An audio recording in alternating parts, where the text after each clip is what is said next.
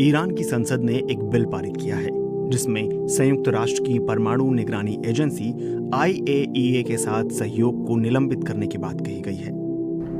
मेरे भाइयों, ये एक ज़रूरी वीडियो है जो आपको देखनी चाहिए पूरी लास्ट तक। इसके बाद बातचीत करेंगे इसके बारे में। इसको पूरा ध्यान से सुनना, आपको सारी बात समझ आ जाएगी इसके वीडियो की। ईरान की संसद ने एक बिल पारित किया है जिसमें संयुक्त राष्ट्र की परमाणु निगरानी एजेंसी IAEA के साथ सहयोग को निलंबित करने की बात कही गई है।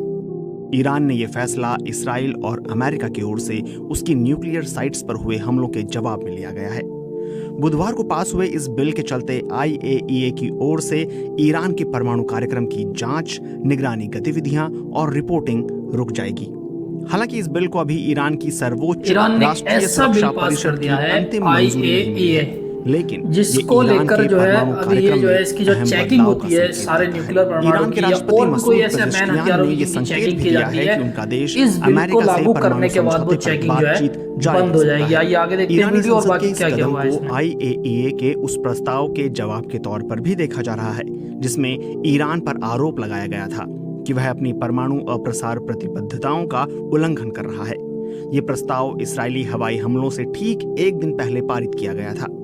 शीर्ष ईरानी अधिकारियों का मानना है कि इसी प्रस्ताव ने इसराइली हमलों का आधार तैयार किया। IAEA ने 2 दशकों से अधिक समय से ईरान के परमाणु कार्यक्रम की निगरानी में अहम भूमिका निभाई है। 2015 में ईरान ने अमेरिका, ब्रिटेन, फ्रांस, चीन, रूस और जर्मनी के साथ एक परमाणु समझौता किया था।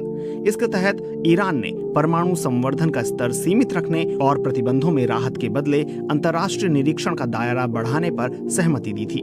लेकिन साल 2018 में डोनाल्ड ट्रंप ने अमेरिका को इस समझौते से अलग कर लिया और ईरान पर फिर से प्रतिबंध लगा दिए। इसके बाद ईरान ने समझौते के कुछ प्रावधानों की अनदेखी शुरू कर दी। उसने उच्च स्तर पर यूरेनियम संवर्धन शुरू कर दिया, अंतर्राष्ट्रीय निरीक्षकों की पहुंच सीमित कर दी और कुछ परमाणु स्थलों पर संयुक्त राष्ट्र के निगरानी कैमरे तक बंद कर दिए। हालांकि IAEA ने बुनियादी निरीक्षण जारी रखा, लेकिन पहले की तुलना में कम उपकरणों और सीमित जानकारी के साथ, क्योंकि ईरान अब भी अप्रसार संधि का हिस्सा बना हुआ है। जून 2025 के संघर्ष से पहले IAEA के निरीक्षक ईरान में मौजूद थे और उन्होंने 60% शुद्धता वाले 400 किलोग्राम से अधिक संवर्धित यूरेनियम के, यानी कि पहले जो है ईरान को जो है कुछ देशों के साथ मिलकर, आपने देखा होगा वीडियो में, इसको परमाणु बनाने की जो है अनुमति मिल गई थी कि ये परमाणु मतलब बना सकता है। लेकिन डोनाल्ड ट्रंप ने अपनी तरफ करके इसको 2018 में जो है फिर इस पे जो है कुछ प्रतिबंध लगा दिया। ये देखते हैं आगे वीडियो। भंडार की पुष्टि की थी।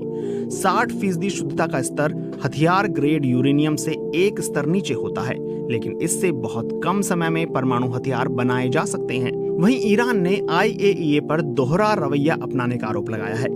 जब 2022 में रूसी सेना ने यूक्रेन के जापोरिजिया परमाणु संयंत्र पर कब्जा कर लिया था, तब IAEA के महानिदेशक राफेल ग्रोसी ने तुरंत चेतावनी जारी की थी और रूस पर आग से खेलने का आरोप लगाया था। इसके उलट ईरान के परमाणु संयंत्रों पर हालिया हमलों के दौरान ग्रोसी ने इसराइल या अमेरिका का नाम लेने से परहेज किया। उन्होंने परमाणु साइटों के पास किसी भी हमले के खिलाफ केवल एक सामान्य चेतावनी जारी की। ग्रोसी ने हाल ही में CNN को दिए एक इंटरव्यू में अपने रुख का बचाव करते हुए कहा, मेरा काम किसी को कसूरवार ठहराना नहीं, बल्कि सुरक्षा उपायों को बनाए रखना और दुर्घटनाओं को रोकना है। मैंने लगातार चेतावनी दी है कि कोई भी पक्ष परमाणु साइटों को निशाना न बनाए।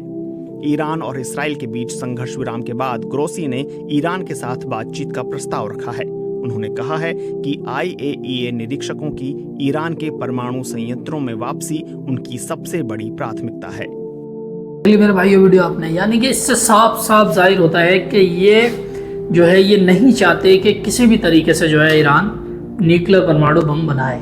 लेकिन ईरान जो है इस टाइम अपने ऐसे कानून लागू कर रहा है जिसमें ना तो वो अपने न्यूक्लियर की चेकिंग कराएगा, ऐसे मतलब कोई भी मैन हथियार की वो चेकिंग नहीं कराएगा, जिससे वो खुफिया तरीके से अंदर अंदर परमाणु बनाएगा। लेकिन उधर ही राष्ट्रपति ने कहा है कि हम हमें अमेरिका डोनाल्ड ट्रंप से जो है सामने से बात करने में मतलब चाहते हैं वो बात करना, लेकिन क्या क्या शर्तें रखी जाएंगी ये सोचने वाली बात है। यानी कि हो सकता है कि ईरान के राष्ट्रपति भी कुछ शर्तें ऐसी रखें कि हम अगर न्यूक्लियर नहीं बनाएंगे तो और भी कोई काफ़ी शर्तें हो सकती हैं कि इजराइल भी यानी कि हमारे ऊपर हमला ना करे। बहुत सारी शर्तें ऐसी हैं जो सामने रखी जा सकती हैं, वो जब आएगा उसकी रिपोर्ट निकल कर तो आप तक पहुंचा दी जाएगी। लेकिन सोचने वाली बात यह है क्या ईरान उसके बाद भी चोरी छुपे परमाणु न्यूक्लियर बनाएगा?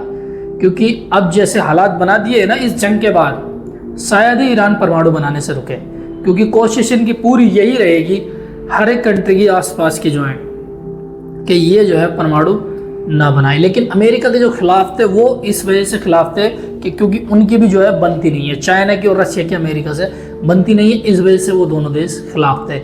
नहीं तो ईरान को कौन चाहता है कि हमसे ज़्यादा पावर में कोई देश आए? कोई देश नहीं चाहता है ऐसा। तो यही इजराइल को और अमेरिका को इससे ईरान से इतना खतरा है कि अगर इस पर न्यूक्लियर बन जाता है तो ये इतनी पावर में आ जाएगा कि फिर इससे टक्कर लेना मुश्किल हो जाएगी। लेकिन क्या अब ये जो है ऐसा परमाणु बनाएगा, खुफिया परमाणु बनाएगा जो इनको पता नहीं लगेगा और अंडरग्राउंड में? लेकिन जिस दिन इसका परमाणु बन गया उसके बाद अब अंदाज़ा नहीं ला सकते कि इन देशों का क्या हाल होने वाला है। ये देश कभी ना तो इससे फिर पंगा लेंगे, क्योंकि परमाणु एक ऐसा बम है जहाँ गिर जाए ना, जहाँ गिर जाए। आपने देखा होगा एक बार, अब तो मतलब उसकी 3D एनिमी वीडियो बना के डाल रखी है लोगों ने कि एक परमाणु के गिरने से कितना जो है तहस नहस हो सकता है। तो अगर छूटा एक भी तो इतने बुरे हाल हो जाएंगे, इतने बुरे हाल हो जाएंगे जिनको सोचा भी नहीं जा सकता। तो मैं तो यही कहूँगा भाई, कोई भी अगर समझौता होता है तो सही से शांति से रहे। ये अगर जंग करेंगे और अगर परमाणु किसी ने गुस्से में छोड़ दिया तो उसके बाद समझ लो फिर कयामत ही कयामत।